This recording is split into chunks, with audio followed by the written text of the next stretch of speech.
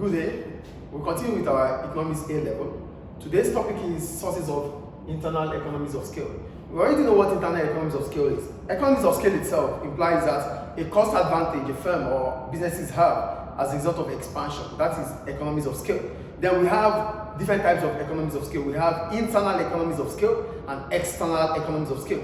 But today the focus is on internal economies of scale. And when we talk about internal economies of scale, basically we're talking about a cost advantage firms have as a result of expansion within the firm, that brings about a cost advantage, or that brings about a reduction in their average cost of production.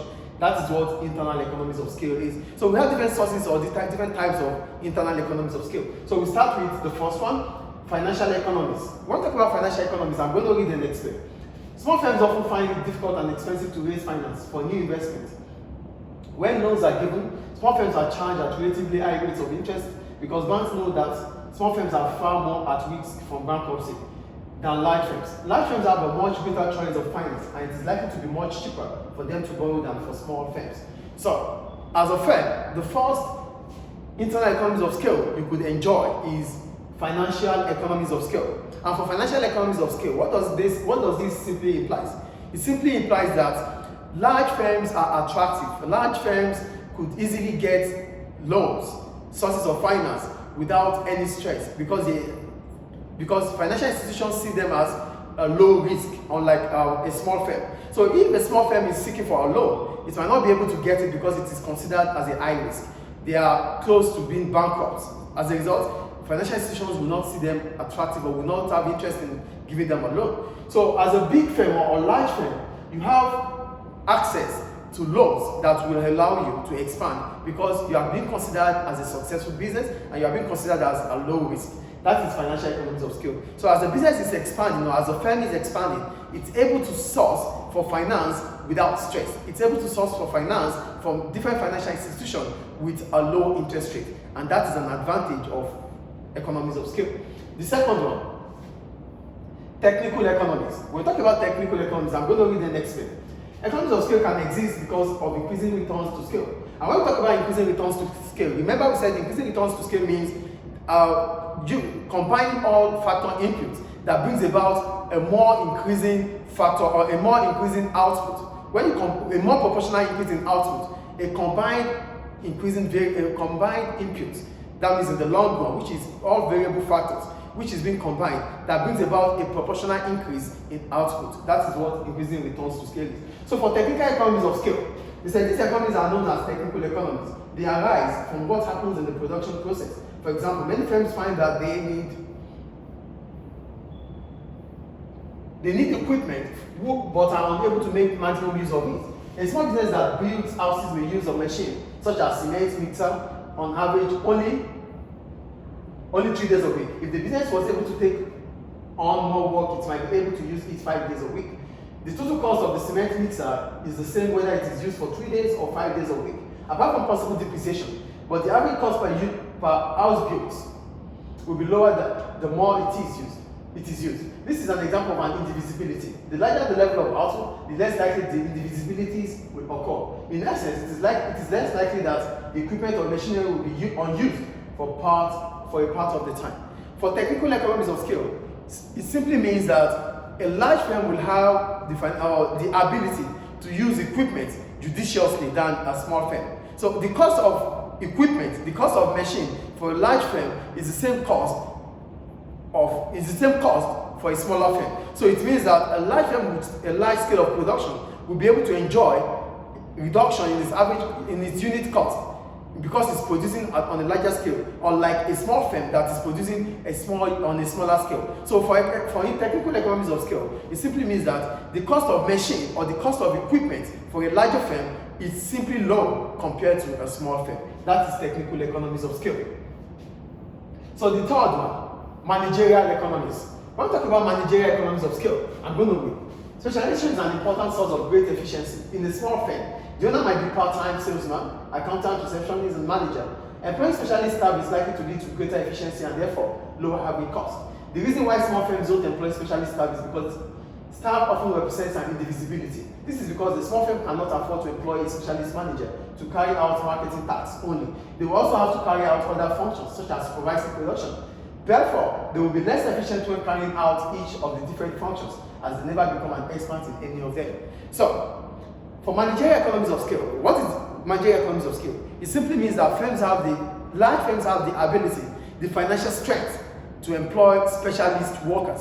Unlike a small firm, for small firms, they don't have the financial capability to employ specialist workers. So they might be able to employ one, but that one has to do a lot of job, and doing a lot of or performing a lot of function might bring about inefficiency. Unlike when you put a specialist or when you employ a specialist for a specific job, the specialist will do the job well, the function will perform, it will perform the function well. Unlike when you have someone to carry out all activity within the organization.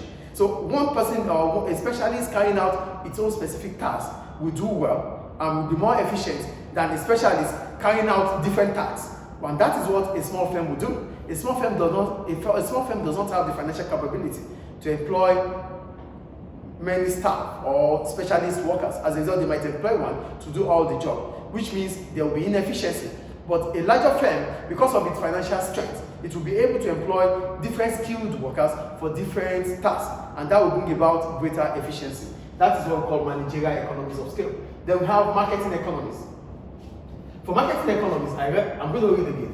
The cost of a sales force, the cost of a sales force selling 40 different styles of products is very much the same as one selling 35 different styles of products.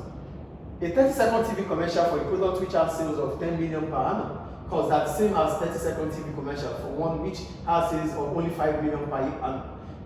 Since the cost of the advertising campaign is the same, the higher the sales, the lower will be the unit cost. Large firms are also able to enjoy lower average costs from their marketing operations. So for marketing economies of scale, it simply means that a large firm will pay a lower amount of money for its advertisement, unlike a smaller firm. The cost of a large firm will pay will be lower to those of the smaller firms, because larger firms have different product portfolio which might be used for the same time for the same advertisement.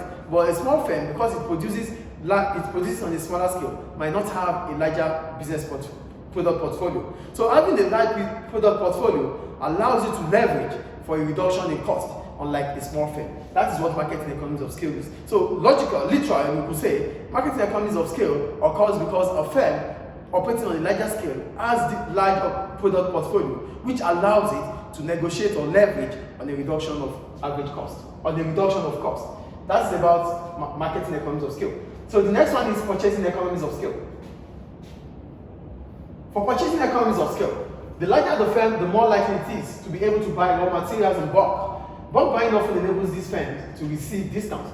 The firm can purchase their factory inputs at lower prices, and therefore this lowers their average cost.